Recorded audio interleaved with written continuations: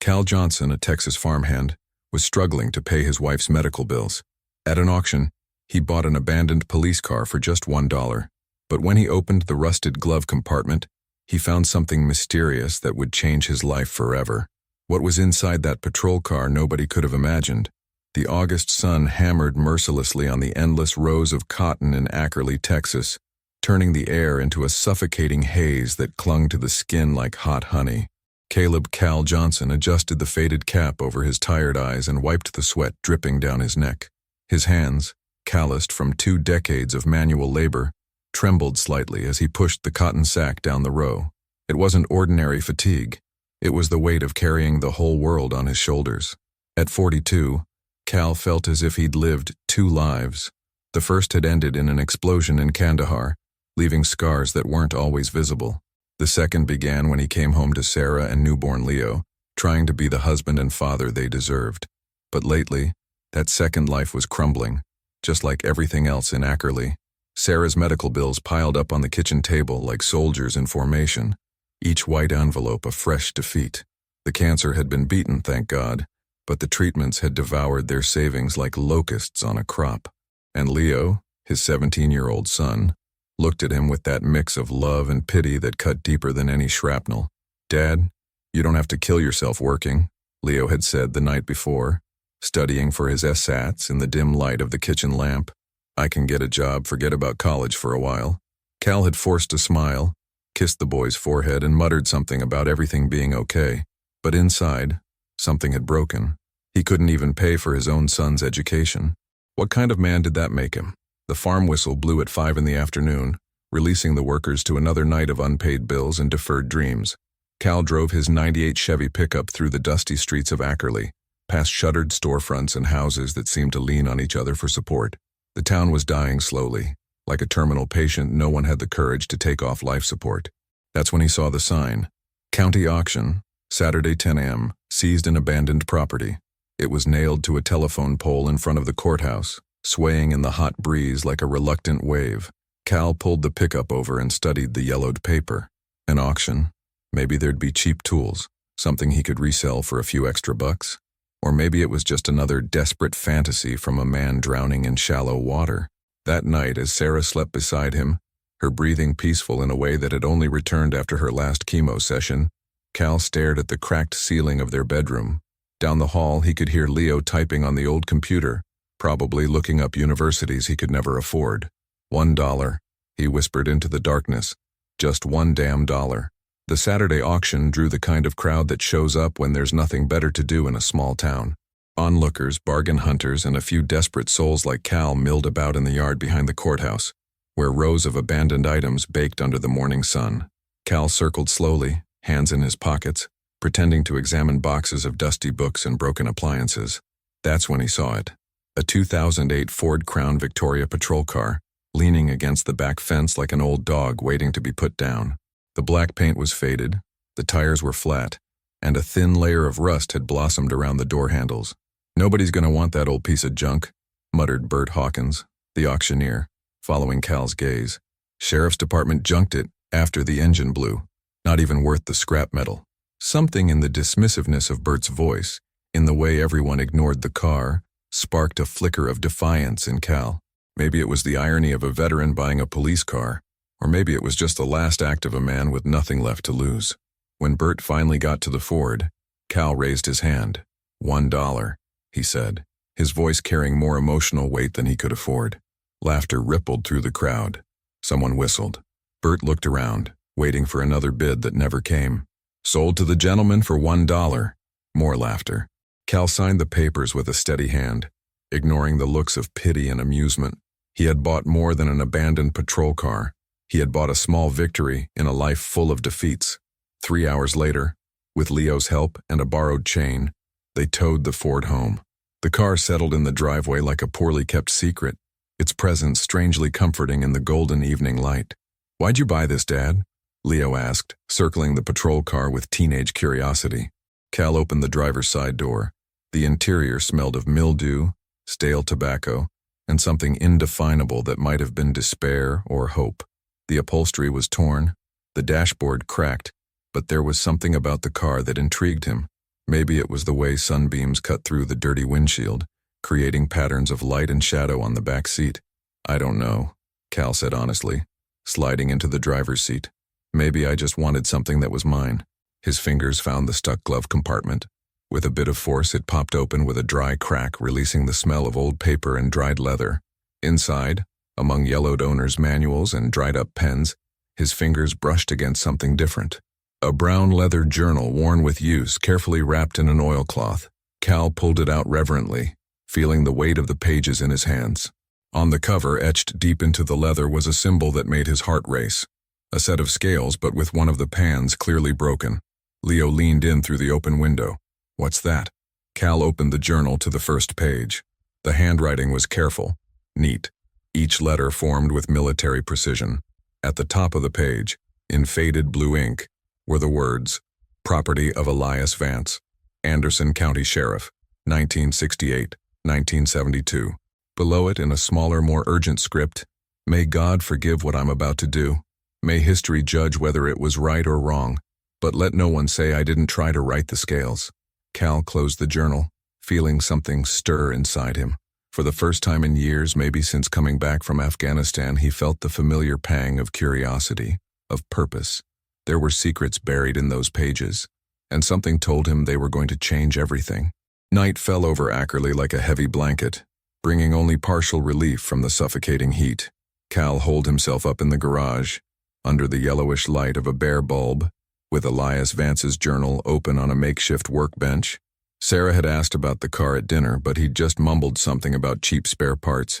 He couldn't explain the urgency he felt, the need to understand who Elias Vance was and why his journal had been left in an abandoned patrol car. The first few pages painted a portrait of a divided man. Elias wrote about his daily patrols on the rural roads of Anderson County, about domestic disputes and lost cattle, but he always returned to something larger, darker. Saw Marcus Washington get dragged out of Henderson's store today for disrespecting his daughter. Read an entry from September 1968. Sheriff Caldwell pretended not to see. I did too. God forgive me, I did too. Cal turned the pages slowly, feeling the weight of every word. Elias had been one of the few black deputies in rural Texas during the most violent years of the civil rights movement. He was walking a deadly tightrope, trying to protect his community without drawing the ire of the local power brokers, who controlled everything from the banks to the courts. Found young David's body about 5 miles downriver. Read an entry from October. They said it was an accident. Said he fell off the bridge after drinking. But I saw the marks on his neck. Saw his bruised knuckles from fighting. And I saw the smirk on Caldwell's son's face when he brought the news to the station. Cal's hands trembled as he read. He knew that feeling of helplessness all too well, of watching injustice happen and being powerless to stop it. He'd felt it in Afghanistan, when orders from on high forbade them from intervening in situations they knew were wrong. He'd felt it when he came home and realized the system he'd sworn to protect didn't care about veterans like him. It was on page 47 that Cal found the first mention of what would change his life. Got a tip about Baron Hutchinson's safe, Elias wrote in a more hurried script, as if he feared being discovered. My source at the bank confirms. There's more than money in there.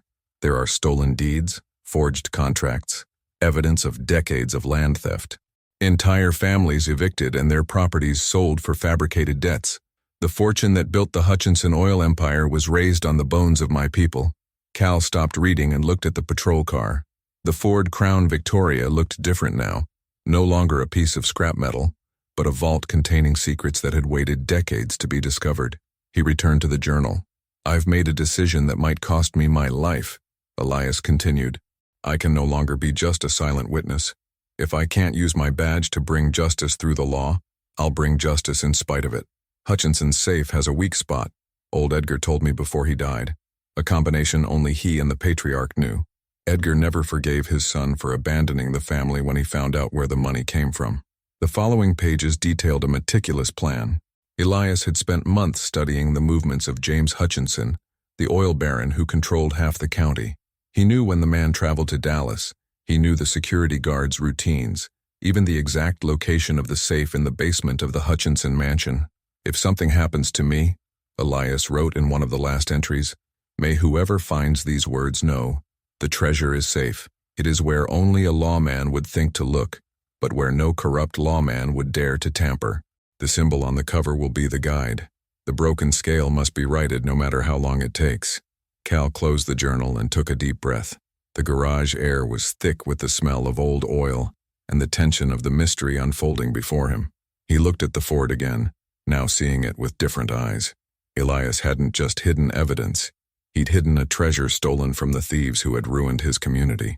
He went back to the patrol car and began a more careful inspection. He ran his fingers along the seats, feeling for loose seams or hidden compartments. He checked under the floor mats, behind the side panels. That's when he remembered Elias's words, where only a lawman would think to look. Cal crouched down and examined the space where the police equipment would have been. The partition between the front and back seats had been modified, where a protective screen should have been. Someone had installed a false panel. His fingers found a small lever hidden behind the broken radio. The panel slid silently aside, revealing a compartment that had been invisible until that moment.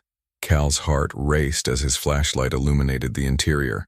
Inside, carefully arranged in black velvet bags, were objects that gleamed even in the dim light.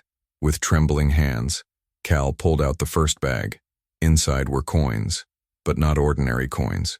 They were 1933 double eagles, each one gleaming like liquid gold. He recognized the American eagle design, vaguely knew old coins could be worth something, but had no idea what he was holding. The second bag contained raw diamonds, crystals that caught and reflected the flashlight's beam like stars trapped in velvet.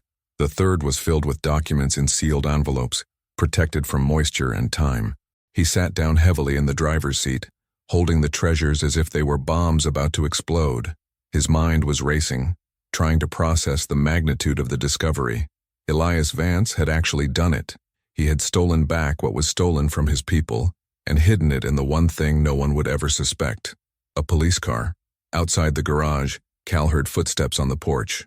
Sarah was checking on him, like she always did when he stayed up late working on some project. He quickly stuffed the bags back into the compartment and slid the panel shut. "Is everything all right in there, honey?" Sarah's voice came muffled through the garage door. "Everything's fine, hun," Cal answered, trying to keep his voice normal. "Just taking a look at the engine. Don't stay up too late, you've got work tomorrow." Cal heard the footsteps retreat and leaned his head against the steering wheel. His life had completely changed in a matter of hours, but he couldn't tell anyone. Not yet. First, he needed to understand exactly what Elias had left for him and why. He opened the journal again and found the last entry, written in a rushed, shaky hand. "They know. I don't know how, but they know. I've seen Caldwell's car pass my house 3 times today. Jenny's scared, wants us to run to Houston, stay with her sister, but I can't leave this job half finished. If not me, then who? If not now, then when?" The next entry was dated a week later, but it was in a different hand. Elias Vance died in a car accident on Highway 87. Lost control on a curve and hit a tree. No defensive wounds. No signs of a struggle. Case closed. Sheriff W. Caldwell. A chill ran down Cal's spine. Elias had been murdered, and the sheriff himself had covered it up. The man who was supposed to uphold justice had helped bury it right along with Elias Vance. But now, more than 50 years later, the truth had found its way back to the surface, and it was in the hands of Cal Johnson, a broken veteran from a dying town, to decide what to do with it. He looked through the small garage window at the house where his family slept. Sarah fighting the after-effects of cancer, dreaming of a future they could barely afford. Leo, studying for a college future that seemed more and more impossible. And him, holding the solution to all their problems in his hands, but also the weight of a responsibility Elias Vance had died trying to fulfill. The symbol on the journal's cover seemed to gleam in the dim light, the scales of justice with one pan broken. Cal finally understood what it meant. Elias hadn't stolen a treasure. He had tried to balance the scales, to right an injustice that had thrown lives off balance for generations.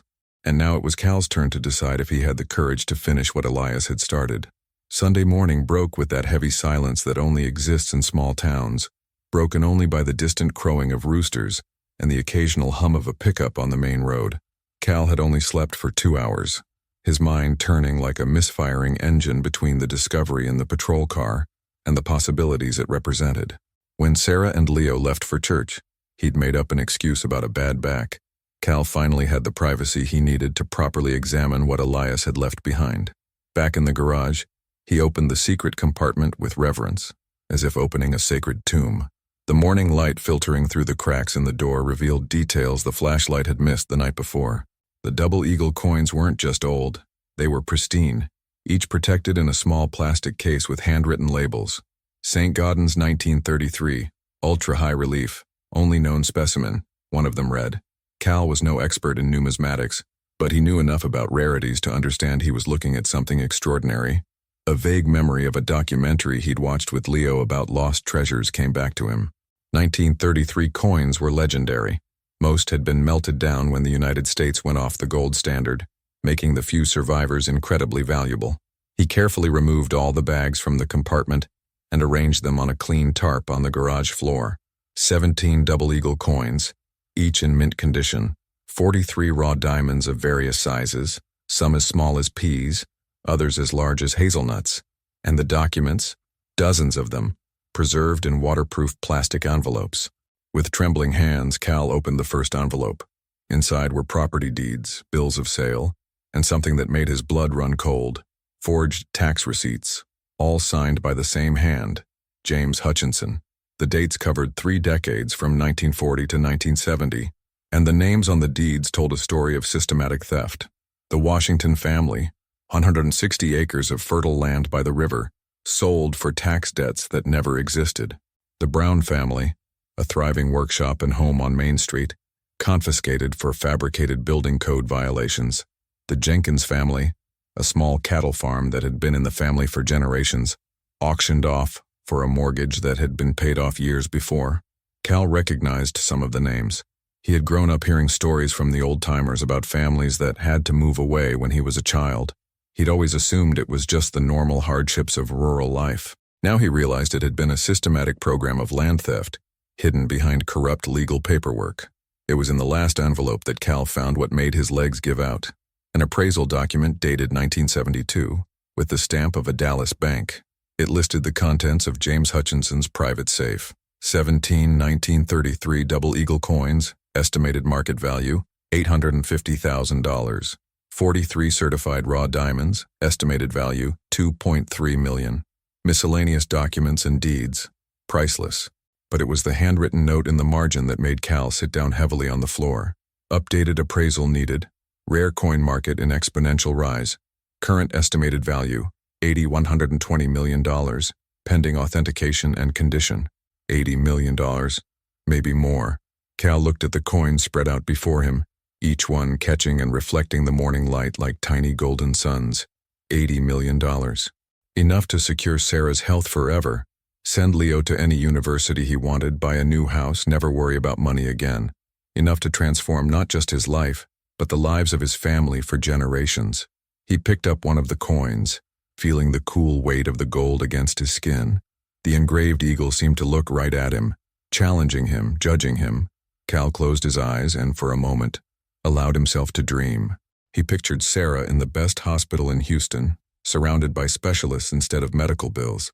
He pictured Leo on the campus of Harvard or Yale, free to study whatever he wanted without worrying about scholarships or student loans. He pictured himself, finally breathing without the constant weight of responsibility crushing his lungs. But then he opened his eyes and saw Elias Vance's journal on the workbench, the broken scales etched on its cover seeming to pulse with silent accusation. Elias had died for this treasure. He had sacrificed his life trying to right a historic injustice, and Cal was sitting here dreaming of using it to solve his own problems. Cal picked up the journal and found a passage he had mentally bookmarked the night before. Spoke with Widow Washington today. She lives in a one-room house in Tyler now, cleans houses to get by. When I asked about the old family property, her eyes filled with tears. That land had been in our family since before the Civil War, she said. My great-grandfather bought it with the first money he ever earned as a free man, and now it's covered in oil wells, making the Hutchinsons even richer. I couldn't look her in the eye after that. Cal put the journal down and walked to the garage window. Outside, Ackerley stretched out under the morning sun. Small houses with peeling paint, parched gardens, old cars in most driveways. A town that had been forgotten by time and abandoned by the powerful who had sucked its wealth dry decades ago. How many families in Ackerley were descendants of those who'd been robbed? How many people were living in poverty while James Hutchinson's heirs prospered on land they should never have owned? The sound of tires in the driveway made him jump. Through the window, he saw the family car returning from church. Sarah got out of the passenger seat, moving carefully, still recovering from the effects of the treatment. Leo hopped out of the back, backpack on, probably full of library books to study. Cal quickly put everything back in the secret compartment and slid the panel shut. By the time his family entered the garage, he was leaning over the patrol car's engine, pretending to examine the cracked engine block. "How's it coming, honey?" Sarah asked, kissing his cheek. She smelled of cheap perfume and hope like she always did after church. "All right," Cal said, trying to keep his voice normal. "Just trying to see if it's worth fixing." Leo approached the car with teenage curiosity. "It's weird, isn't it? A patrol car abandoned like this. Bet it has some stories to tell." The boy's words hit Cal like a punch to the gut. If he only knew how many stories, he thought. If he only knew he was standing 3 feet away from a treasure that could change their lives forever. "All old things have stories," Cal said carefully. "The question is what you decide to do with them." That night, after Sarah and Leo had gone to sleep, Cal returned to the garage, not to examine the treasure again, but to read more of Elias's journal. He needed to understand the man who had risked everything for justice, who had chosen to do what was right, even knowing it could cost him his life. He found the answer in an entry from December 1971. "Jenny asked me why we can't just take what I recovered and leave, start a new life somewhere no one knows us. I told her I have a responsibility greater than my own happiness. I can't be happy knowing I built my fortune on the suffering of others, even if that suffering happened before I was born. Dirty money always finds a way to stain whoever touches it. The only way to cleanse it is to return it to its original purpose, to lift up those who were knocked down." Cal closed the journal and put his head in his hands. Elias was right, of course. Using the treasure for personal gain would only perpetuate the cycle of injustice that had begun with James Hutchinson. But knowing the right answer and having the courage to follow through were two entirely different things, especially when his own family was sinking and he was holding the lifeline. Cal looked at the house where Sarah and Leo slept, then at the compartment that held $80 million in stolen justice. Between them, he was suspended like a man on a rope bridge, forced to choose which side to save, and beginning to realize that maybe he couldn't save both. Monday arrived like a slap in the face. Cal went back to the cotton fields, but his hands moved mechanically while his mind remained in the garage, spinning around the golden coins and the weight of the decisions he had to make. During the lunch break, while the other workers dozed in the shade of the trees, he drove to the Ackerley Public Library. The librarian, Mrs. Patterson, a black woman with graying hair who had known Cal since he was a boy, looked up over her reading glasses as he approached the counter. "Cal Johnson, it's been a while," she said with a warm smile. "What can I do for you today?" "I'm doing some research on local history," Cal said, trying to sound casual. "Specifically about a deputy named Elias Vance. He worked here in the 60s and 70s. Mrs. Patterson's face changed subtly, like a cloud passing over the sun. "Elias Vance. Now that's a name I haven't heard in a long time." She stood up slowly and beckoned for him to follow her. "Come with me." She led him to a dusty section in the back of the library, where local archives were stored in numbered boxes.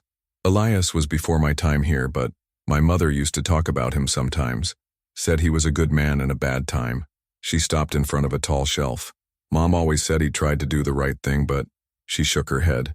"Well, you know how things were back then." Cal helped her take down a heavy box marked Anderson County 1960-1980.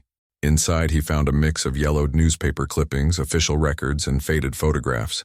His hands trembled when he found the first article about Elias. "Local deputy dies in accident," read the headline of the Ackerley Tribune from March 15, 1972. The photo showed a tall man in uniform, his eyes kind but determined, posing beside his patrol car, the same Ford Crown Victoria that now sat in Cal's garage. The article was brief and carefully vague. "Elias Vance, 34, an Anderson County deputy for 4 years, was killed last night when his vehicle left the road at the curve known as Dead Man's Bend on Highway 87. Sheriff Walter Caldwell said road conditions were slippery due to recent rain. Foul play is not suspected. Vance is survived by his wife and daughter." Cal felt a tightness in his chest. Elias had a daughter. Somewhere, a woman who must now be over 50 carried the memories of a father who died trying to bring about justice. He kept searching and found more traces of Elias's life. A clipping from 1969 showed him receiving a commendation for exemplary community service. Another from 1970 showed him overseeing a food drive during a local flood. In every photo, Elias had the same expression, serious, committed, like a man carrying an invisible weight. But it was in a file of property records that Cal found what he was really looking for.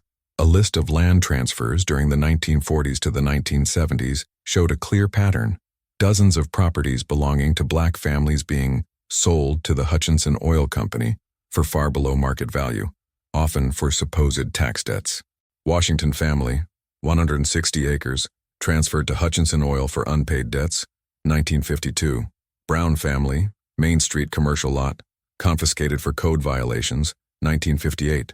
Jenkins family, 240 acres pasture land, auctioned for mortgage default, 1965. The list went on for pages.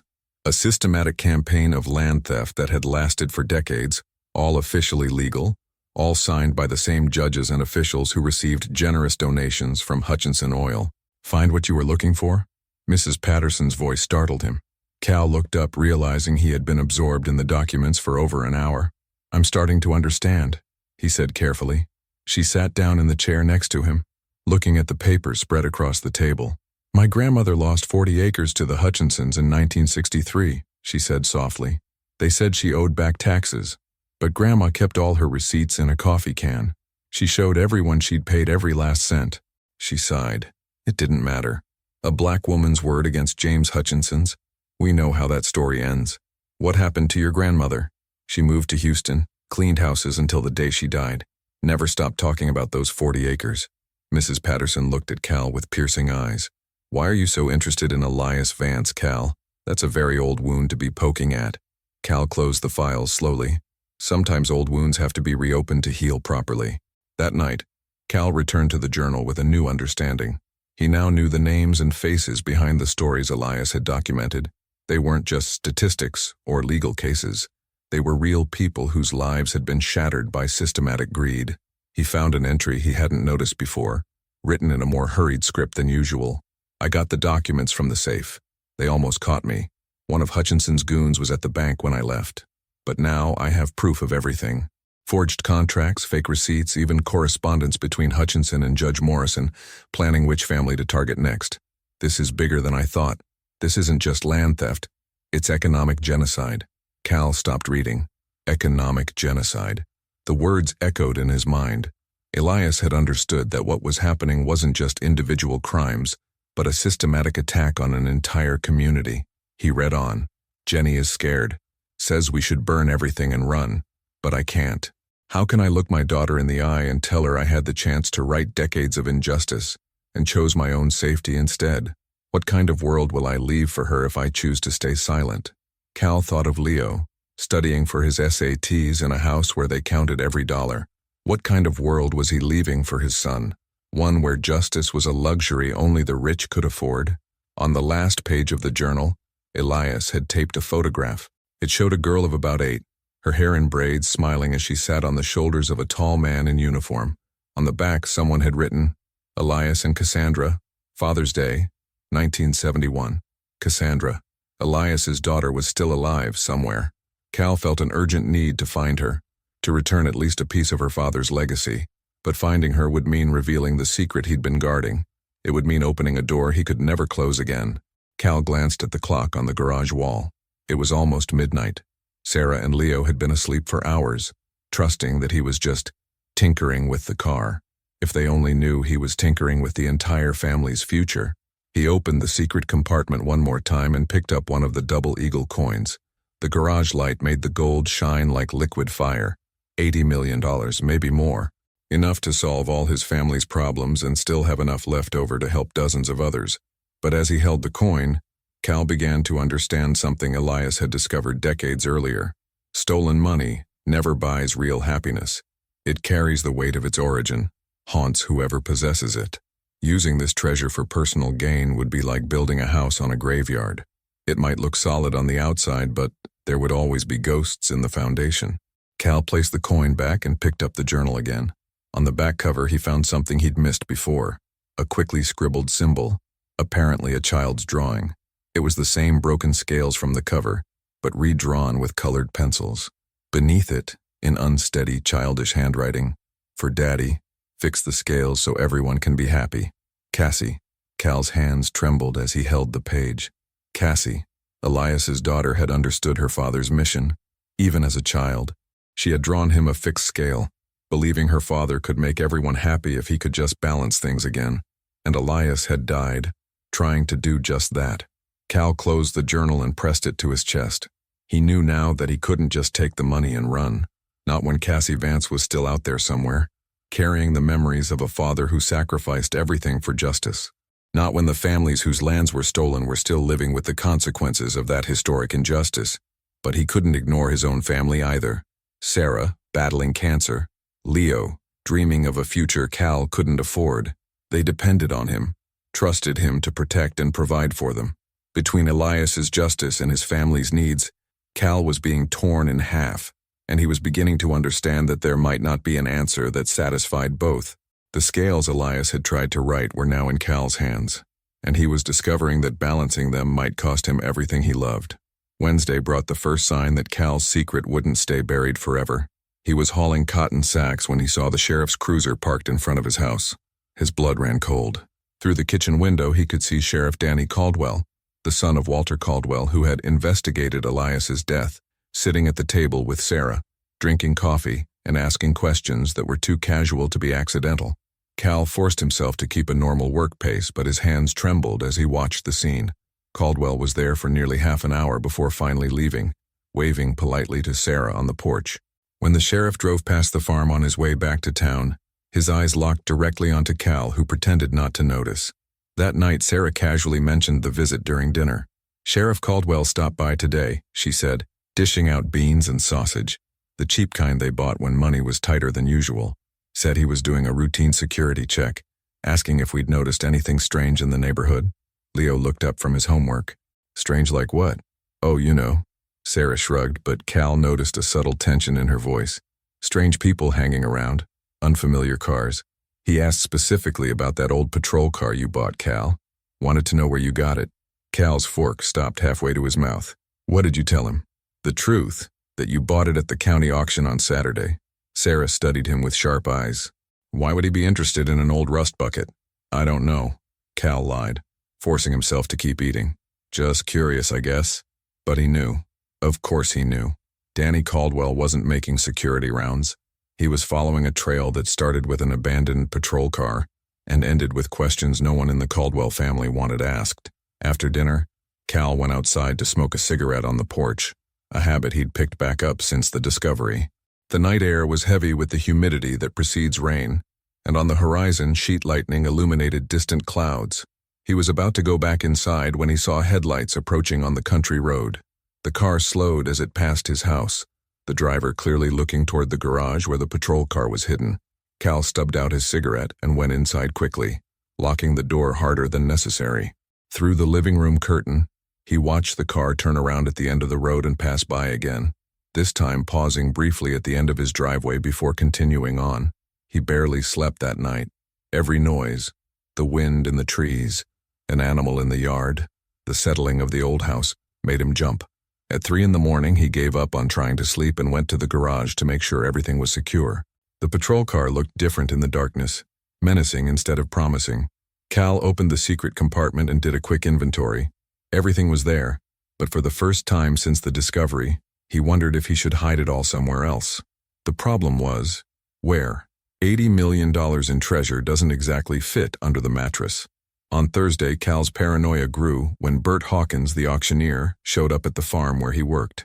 Bert had never visited the fields before, but there he was, chatting with the foreman and occasionally gesturing in Cal's direction. During the lunch break, the foreman ambled over. "Hawkins was asking about you," the man said, spitting tobacco onto the dry dirt. "Wanted to know if you'd said anything about that old car you bought."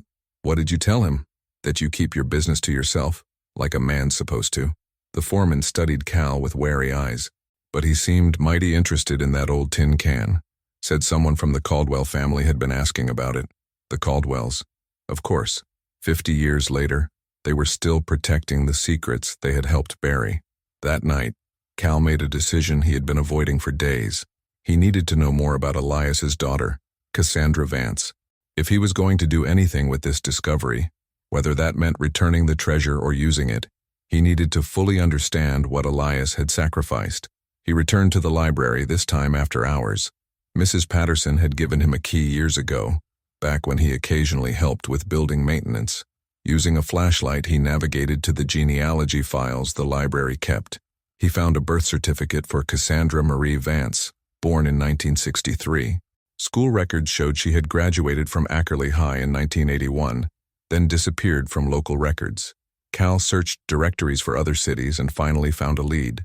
A marriage license from Houston in 1985, Cassandra Vance to a Michael Williams. Further searching revealed that Cassandra Williams was still living in Houston, working as a social worker. There was a recent photo of her in a newsletter for the organization where she worked. A middle-aged woman with the same kind but determined eyes as her father, helping low-income families navigate the legal system. Cal studied the photo for a long time. Cassie Vance had become exactly what her father would have hoped for, someone who fought for the underdog, who used her position to help those the system had abandoned. She was continuing Elias's mission in a different way, righting the scales one case at a time. Guilt hit Cal like a baseball bat to the stomach. While he was agonizing over using her father's treasure to solve his own problems, Cassie was out there living the values Elias had died for. What right did he have to decide the fate of her family's legacy? But then he thought of Sarah, growing weaker each day, pretending she was fine when she clearly wasn't. He thought of Leo, studying by dim light because they couldn't afford better bulbs, dreaming of a college future that became more impossible with each passing month. Cal put the files away and left the library, feeling more torn than ever. On the drive back home, he noticed a car following him from a distance, keeping its headlights off until Cal turned onto his property. When he looked in his rearview mirror, the vehicle had vanished. At home, he found Sarah in the kitchen, staring at a pile of medical bills. Her expression was carefully neutral, but Cal knew that look. It was the same one she'd worn when the doctors first explained the cost of the cancer treatment. "How much?" he asked, sitting down beside her. "It doesn't matter," she said quickly, trying to put the bills away. "We'll figure it out." Cal gently took the papers from her hands. The total hit him like a punch to the chest, $47,000 in outstanding bills, with more treatments needed in the coming months. Even working 2 jobs, it would take them years to pay it off, assuming Sarah stayed in remission. "There are assistance programs," Sarah said quickly, seeing the look on his face. "Hospital charity. Maybe we can get a discount if—" "No," Cal said firmly. "You are not begging for charity. Not after everything you've already been through." That night, Cal sat in the garage with Elias's journal open in his hands, a double eagle coin in the other. Outside the garage, he could hear the wind picking up, bringing the approaching storm. Inside, the gold gleamed under the dim light, promising salvation for his family. He opened the journal to Elias's last entry and read it again. "I can't. How can I look my daughter in the eye and tell her I had the chance to right decades of injustice and chose my own safety instead?" Cal looked at the coin, then at the house where his family slept. Elias had chosen justice over family and had died for it, leaving Cassie an orphan. Cal was being forced to choose between family and justice, and both options felt wrong. The storm finally broke, sending rain lashing against the garage windows like angry tears. Cal closed the journal and held the coin to his chest. Somewhere out there in the darkness, people were watching, waiting, planning. Cal's time was running out. He needed to make a decision. But first, he needed to find out exactly how far the Caldwells would go to protect the secrets their ancestors had helped bury, and whether he had enough courage to face the consequences, whatever his choice might be. Elias's scales were in his hands now, and Cal was beginning to understand that balancing them might cost more than he was prepared to pay. Friday morning broke with strange footprints in the mud around the garage. Cal quickly checked the compartment. Everything was still there, but the violation hit him like a slap. He wasn't safe anymore. During his lunch break, his phone rang. "Mr. Johnson, this is Cassandra Williams. I used to be Vance." Cal's heart stopped. "Cassie, you found something of my father's, didn't you? The Caldwells know. You're in danger." An hour later, Cal met her at the abandoned Methodist church. Cassie had the same determined eyes as Elias, but they carried 50 years of unanswered questions. Cal handed her the journal and told her everything: the treasure, the documents, Sarah's medical bills. "Dad faced the same choice," Cassie said, studying the familiar handwriting. "Family versus justice. He chose justice and died, leaving us alone. So you understand my dilemma?" "I do, but maybe we don't have to choose." Cassie leaned forward. "I work in civil rights in Houston. I know people who know how to expose corruption without becoming targets. We can finish what Dad started, the smart way. That night, Cal told Sarah and Leo everything. For 2 hours, his family listened in growing silence to the story of Elias Vance, the hidden treasure, and the choice that lay before them. 80 million, Leo murmured. You could buy the whole university. I could, Cal agreed. But it wouldn't be right. That money isn't ours to take. It's ours to manage. The following weeks turned Ackerley into the center of a national firestorm. Cassie worked with lawyers and journalists and the story exploded. Veteran uncovers 80 million treasure used for historic reparations. The FBI investigated the historic land theft. Danny Caldwell quietly resigned. The treasure was placed in a legal trust with Cal and Cassie as trustees. The transformation was swift. The Elias Vance Fund provided reparations for 47 wronged families. Leo received the first scholarship. A community medical center was built. Sarah was one of the first patients treated free of charge. Cal didn't get rich. He received enough to pay the medical bills and secure Leo's education, but he kept working on the farm, now as the supervisor of the farming cooperative established on the recovered lands. 6 months later, Cal stood in the cemetery before Elias's new headstone. Father, husband, defender of justice. May the scales finally be balanced. Cassie placed flowers on the grave. He'd be proud. I used part of his money to save my family. Dad understood that real justice includes taking care of the ones we love. You healed an entire community. Leo ran up, college acceptance letters in his pocket. Dad, Mom says lunch is ready.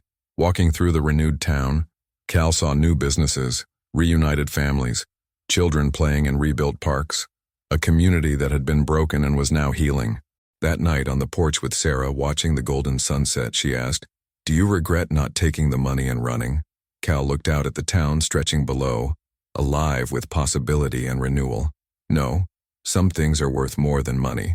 Elias's scales were finally balanced, not through revenge or personal wealth, but through justice that healed, that lifted everyone up.